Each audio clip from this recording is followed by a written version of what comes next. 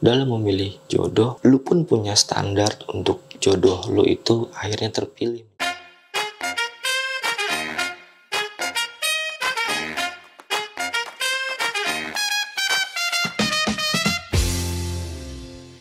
Halo teman-teman, ketemu lagi sama gua Jackson di channel kesayangan kita, Ngonten UI, channel yang konsisten membahas hal-hal yang menginspirasi, membuka pikiran dan memperkaya kesadaran.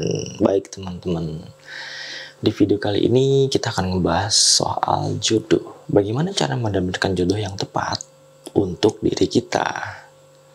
Ngomong-ngomong soal jodoh nih teman-teman, gue mau tanya deh, menurut kalian jodoh itu apa? Gitu ya. Coba kalian lihat deh, apa sih jodoh menurut diri kalian sendiri?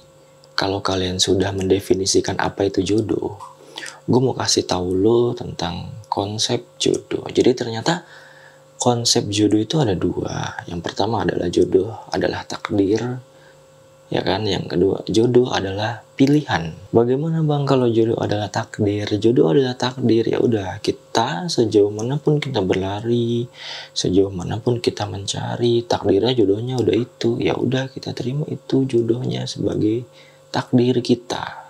Pasangan kita atau siapapun dia yang menjadi pasangan kita, ya udah, dia udah ditakdirkan jadi jodoh kita gitu.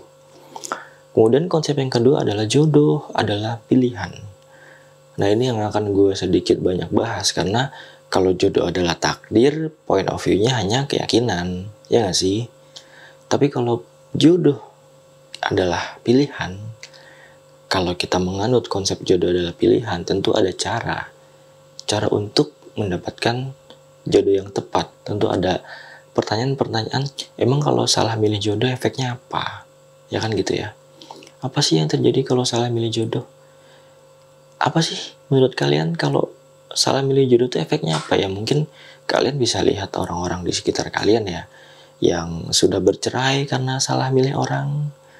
Sebulan 2 bulan menikah terus cerai, punya anak 1 kemudian bercerai. Nah, itu menurut gue itu adalah efek dari salahnya memilih jodoh gitu. Terus apa faktor yang menyebabkan itu kan gitu ya. Nah menarik nih teman-teman, sebelum kita jauh ke sana, gue mau coba munculin data dulu ke lo bahwa di Pusat Badan Kesehatan Amerika Serikat, mereka mendata bahwa dari 4-5 juta pasangan yang menikah, itu 42% sampai 50% itu berakhir dengan perceraian. Nah, artinya keberhasilan satu hubungan yang gak bercerai nih, kalau ada satu kue gitu ya, yang gak cerai itu cuma setengahnya lah gitu.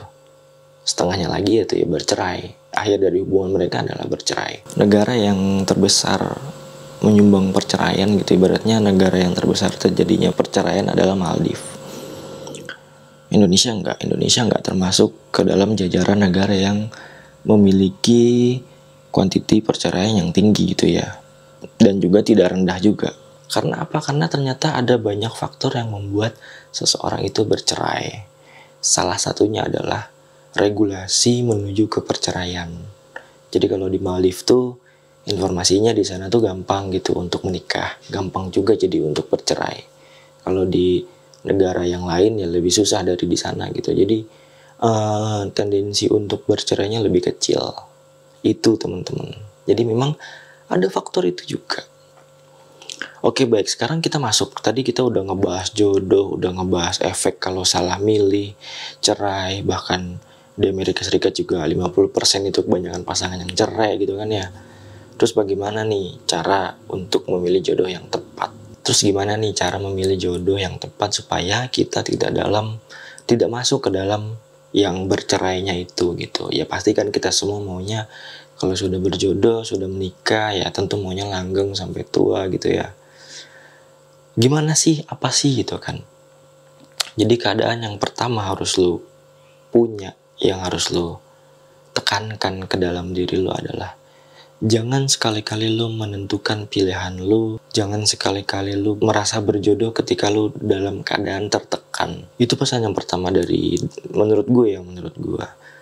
Itu pesan yang pertama. Jadi ketika lo berhubungan, kemudian lo memantapkan hati untuk berjodoh atau menikah atau apapun itu, komitmen, jangan dalam keadaan yang terdesak. Seperti apa sih Bang Jackson keadaan yang terdesak itu? Contohnya adalah satu, keadaan terdesak di mana lu udah hamil duluan. Itu parah sih menurut gue ya. Ya mau nggak mau dong, akhirnya lu harus menikah. Kemudian yang kedua adalah keadaan terdesak karena perasaan yang lu buat sendiri gitu. Perasaan apa? Perasaan lu udah tua, perasaan teman-teman lu udah pada nikah, lu belum.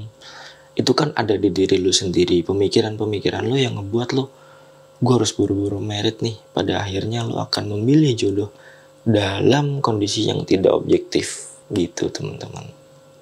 Jadi jangan lalu memilih pasangan hidup hanya atas dasar pertimbangan kepepet lah karena gue udah tua, takut nggak ada yang mau nantinya. Ya kembali lagi kepada diri kalian masing-masing, tapi menurut gue itu menjadi salah satu faktor yang ngebuat kemungkinan bercerainya itu menjadi lebih besar gitu. Karena ya keadaan lo pada saat memilih dia nggak pure itu lo dalam kondisi yang baik-baik aja gitu. Itu tadi poin yang pertama, jangan pernah menentukan pilihan lo karena atau dari dorongan-dorongan yang ada di dalam diri lo atau dari luar gitu ya, yang ngebuat lo dalam keadaan tertekan, lo harus segera menikah, lo harus segera berjodoh, dan akhirnya ya udah deh, ini jodoh gue. Karena alasan-alasan yang tadi gue udah bilang, lo dalam kondisi yang tertekan teman-teman. Itu poin yang pertama.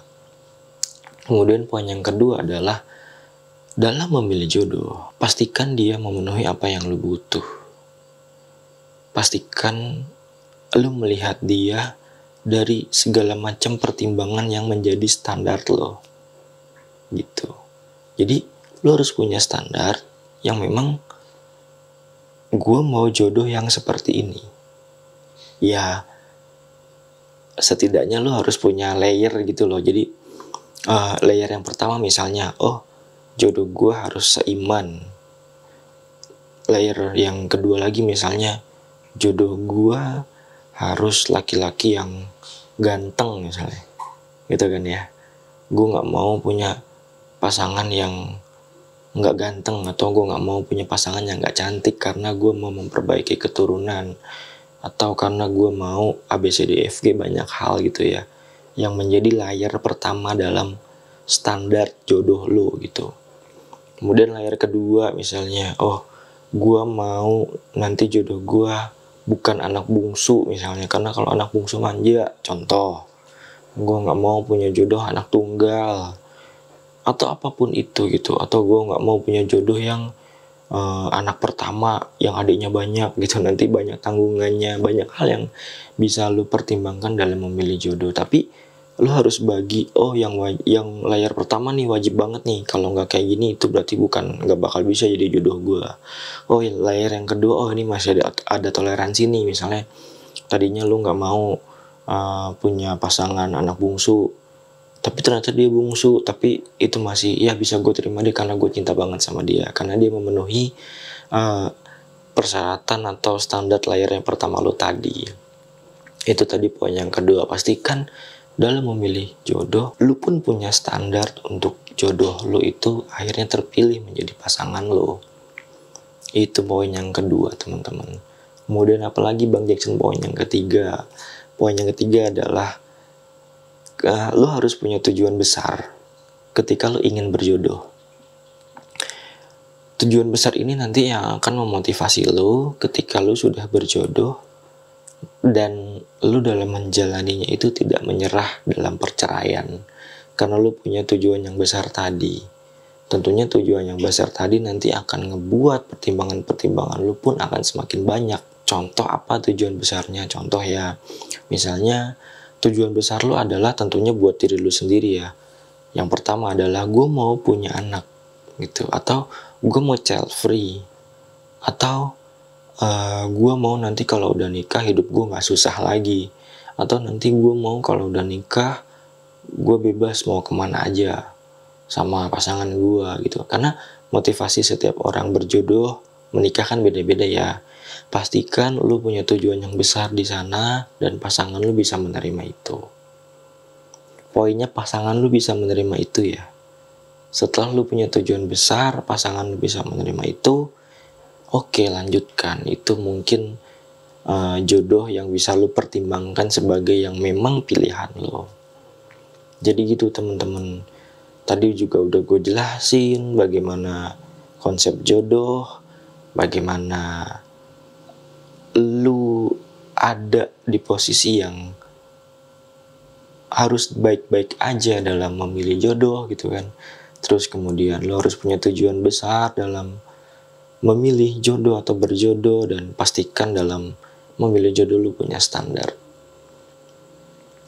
Ngomong-ngomong soal jodoh lagi nih teman-teman ya, di konten kali ini gue tidak ngasih tips jodohnya tuh harus seperti ini, enggak, tapi gue lebih ke pada bagaimana diri lu supaya lu bisa memilih atau mendapatkan jodoh yang tepat. Tadi ada 3 poin teman-teman. Yang pertama adalah lu harus dalam keadaan baik-baik aja dalam menentukan pilihan siapa jodoh lu. Yang kedua adalah lu harus punya standar dalam menilai ini jodoh lu atau bukan. Lu maunya jodoh yang kayak apa. Kemudian yang ketiga adalah lu harus punya tujuan besar dalam perjodohan lu nanti ini, dalam hubungan lu, dalam komitmen lu, dan tujuan besar lu itu bisa diterima sama si jodoh lu ini, orang yang lu anggap jodoh lu ini. Lu harus memastikan itu teman-teman. Nah itu tadi mengenai jodoh yang gue bahas di konten gue pada video kali ini ya teman-teman ya. Semoga bisa menjadi inspirasi buat lo yang mungkin dalam kegalauan, dia jodoh gue bukan ya, dia yang terbaik buat gue atau bukan ya gitu. Semoga video ini bisa bermanfaat buat kalian, bisa menjadi inspirasi dan informasi yang tentunya bisa kalian juga sebarkan ke teman-teman kalian gitu. Mungkin ada teman lo yang curhat, gue galau nih gitu kan ya, lo bisa kasih, oh gue pernah nonton nih videonya Bang Jackson ini nih, dia bicara kayak gini. Atau lo bisa share videonya ke mereka. Atau kalau mungkin lo ada unek-unek, lo bisa tulis di kolom komentar. Apapun itu, saran, pertanyaan, apapun itu nanti gue coba eskalasi sama tim gue coba diskusi sama teman-teman gue yang satu jalur sama gue, yang selalu belajar mengenai hubungan antar manusia gitu ya, psikologi, apapun itu. Semoga nanti dari situ kita bisa menemukan jawabannya bareng-bareng teman-teman. Oke teman-teman, mungkin segitu dulu ya video dari Go Jackson di konten pada hari ini gitu ya. Sampai ketemu di video berikutnya. Go Jackson, see you.